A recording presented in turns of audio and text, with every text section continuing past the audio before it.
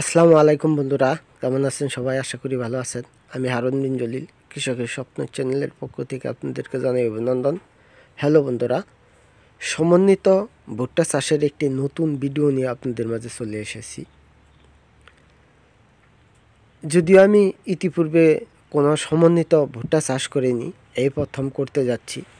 আর এই সমন্বিত ভুট্টা চাষ করার জন্য আমি যেই জাতটা নির্বাচন করেছি সেটি হচ্ছে সিনজেন্টার 804। আর এই সিনজেন্টার 804 জাতটি নির্বাচন করার পিছনে কারণ হচ্ছে, এখন যেহেতু শীতের মৌসুম চলছে, আর এখন আমরা ভুট্টা রোপণ করলে এই ভুট্টাটা আসবে জ্যৈষ্ঠ মাসে, আর মাঝখানে থাকবে বৈশাখ মাস। অনেক সময় দেখা যায় যে চৈত্র মাসের শেষের দিক থেকেই ঝড়ের আভাস দেখা দেয়। সেই কারণেই এই জাতটি নির্বাচন করা। এই জাতটি হচ্ছে খাটো এবং শক্ত একটি জাত। আর এই জাতের ভুট্টা রোপণ করার ফলে যদি ঝড়ো আবহাওয়াও আসে, ঝড়ও আসে, তাহলে ভুট্টা গাছের কোনো ক্ষতি হয় না। সেই চিন্তাকে কাজে লাগিয়েই এই জাতটাকে নির্বাচন করা। আশা করছি যে আল্লাহ রহমতে এই জাতটা নির্বাচন করে সফলতার সাথে ভুট্টা চাষ করতে পারবো। এখন আমি এই সমন্বিত ভুট্টা চাষ করার পূর্বে, ভুট্টার বীজগুলো রোপণ করার পূর্বে যে কাজটা করে নিচ্ছি, ভুট্টার বীজগুলোকে উত্তম রূপে বাছাই করে নিচ্ছি, যাতে করে ছোট দানা এবং কিছু ফাটা ছেঁড়া বা মাথা ভাঙ্গা দানা রয়েছে, সেই দানাগুলো ফেলে দিচ্ছি। এই দানাগুলো যদি আমি রোপণ করার পূর্বে বেছে না দেই, তাহলে দেখা যায় যে যখন আমি এই ভুট্টার বীজগুলো রোপণ করব, তখন এই ভাঙ্গা বীজগুলো সহ যখন রোপণ করব, সেখান থেকে কোনো গাছ হবে না। আর একটি জায়গায় গাছ না হওয়া মানে বিরাট কিছু, কারণ যেহেতু 9 ইঞ্চি পর পর ভুট্টা রোপণ করছি, তাহলে দেখা যায় যে এক হাতের মধ্যে 18 ইঞ্চির মধ্যে দুই পাশে দুইটা ভুট্টা থাকবে, মাঝখানে কোনো ভুট্টা থাকবে না। আর একটি ভুট্টা থেকে দেখা যায় যে আমরা 300 থেকে 250 গ্রামের মতো ভুট্টা অনেক সময় পেয়ে থাকি। সেই কারণেই ভুট্টার বীজগুলো উত্তম রূপে বেছে নিচ্ছি। যদিও এই বীজটার মধ্যে আমি তেমন কোনো ছোট বীজ পাচ্ছি না, শুধু দুই একটা বীজ ভাঙ্গা পাওয়া যাচ্ছে এবং থেতরানো পাওয়া যাচ্ছে, এছাড়া তেমন কোনো বীজ পাওয়া যাচ্ছে না। আর সবগুলো বীজের সাইজ হয়েছে ছোটো আকৃতি, গোল আকৃতি। আর এই বীজগুলোতে দেখা যায় যে জায়গা ভাঙবে বেশি, মানে অনেক জায়গায় এই বীজগুলো রোপণ করা সম্ভব হবে। এখন এই বীজগুলো বাছাই করার পর এখন আমি যে কাজটা করে নিব সেটি হচ্ছে একটি কীটনাশক মিশিয়ে নিব এই বীজগুলোর সাথে।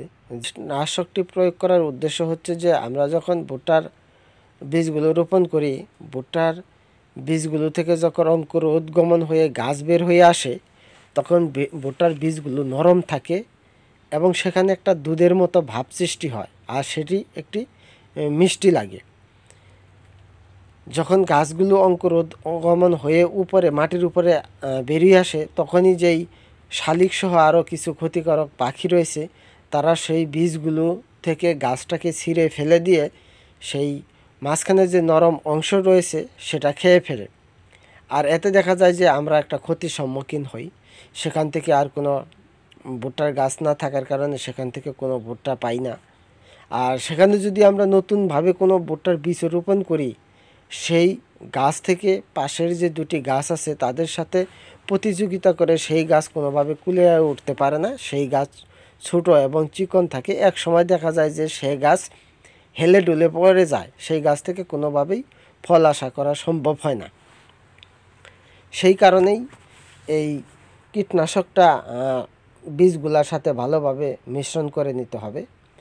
বরাবরের মতো এবারও আমি সেই সিনজেন্টা কোম্পানি ক্লোজার বীজটাই মিশ্রণ করে নিচ্ছি।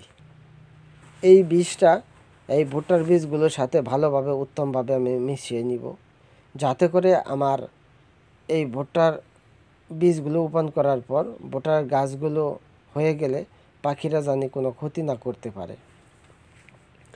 আর এই সোলজার বীজটি হচ্ছে আসলে মূলত 20 গ্রামের বীজ। এটির মূল্য হচ্ছে 220 টাকার মতো, কিন্তু এটা 200 টাকায় অনেক সময় নেয় দোকানদারেরা, অনেকেই দেখা যায় যে আরও কিছু কম নেয়। যাই হোক, এই 1 কেজি বীজের সাথে আমি দেখা যায় যে একটু পরিমাণ মতো বীজ দিয়ে বীজগুলোকে মিশ্রণ করে নিচ্ছি। এই বীজটা যেহেতু পাউডার আকৃতি, এখানে মিশ্রণ করার জন্য পানির কোনো প্রয়োজন হয় না। শুধু 2 হাতে ভালোভাবে ঘষে মিশ্রণ করলেই দেখা যায় যে বীজগুলোর সাথে এই বীজগুলো ভালোভাবে লেগে যায়। একটু ভালোভাবে 2 হাতে ডলতে হয়, ডললেই দেখা যায় যে বীজগুলো ভালোভাবে মিক্সার হয়ে যায়। আমি এভাবে ডলছি, ডলে নিচ্ছি, দেখতেই পাচ্ছেন।